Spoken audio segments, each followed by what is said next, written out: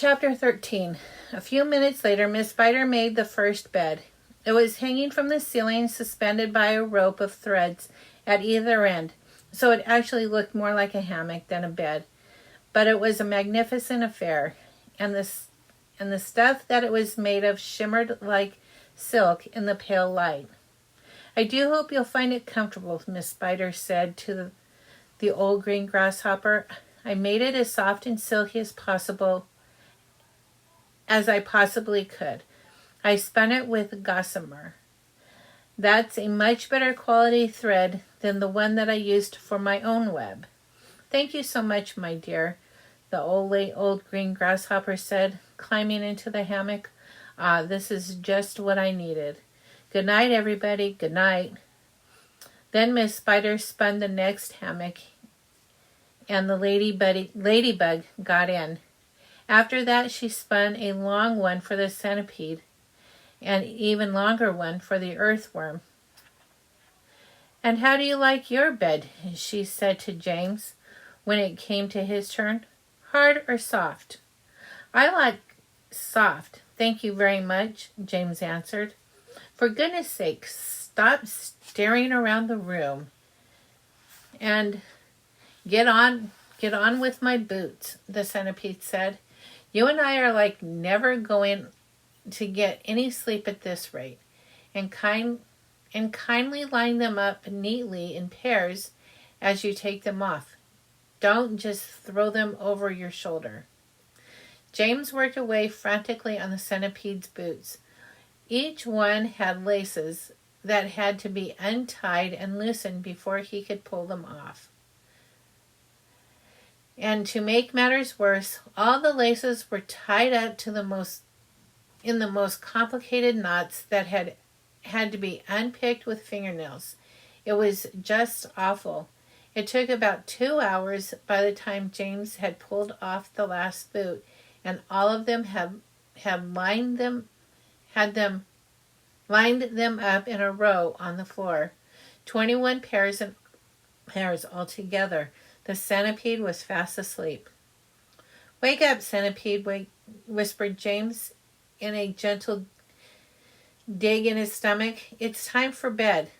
"Thank you, my dear child," Centipede said, opening one eye. He got down off the sofa and ambled across the room and crawled into the hammock. James got his own hammock, and oh, how soft and comfortable it was compared to the hard, bare boards that his aunts had always made him sleep upon at home. "Lights out," Centipede said drowsily. Nothing happened. "Turn out the lights," he called, raising his voice.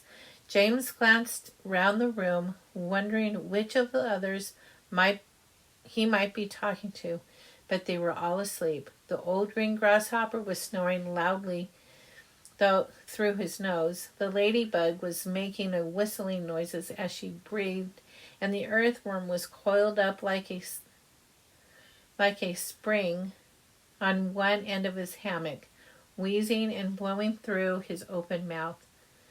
As for Miss Spider, she made a lovely web for herself across one corner of the room, and James could see her crouching right in the very center of it, mumbling softly in her dreams. "I said turn out the light," shouted the centipede. "Are you talking to me?" James asked him. "Of course I'm not talking to you.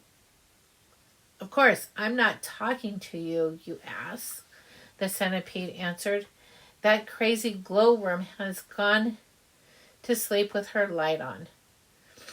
For the first time since entering the room, James glanced up at the ceiling, and there he saw the most extraordinary sight. Something that looked like a gigantic fly without wings.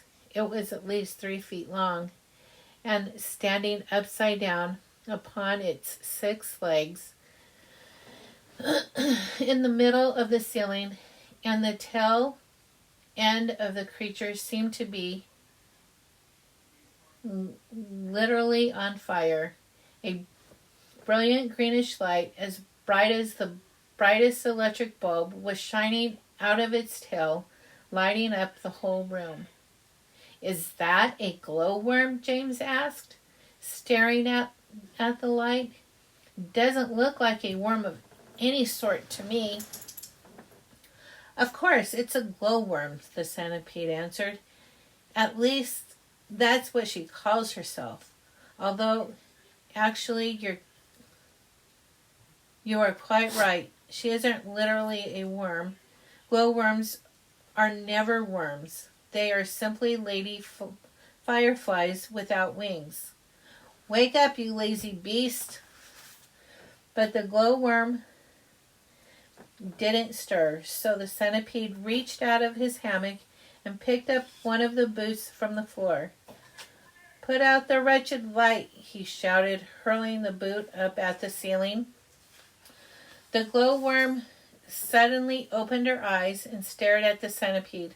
"There is no need to be rude," she said coldly. "All in good time." Come on, come on," shouted the centipede, "or I'll put it out for you." "Oh, hello, James," the glowworm said, looking down and giving James a little wave and a smile. I didn't see you come in. Welcome, my dear boy.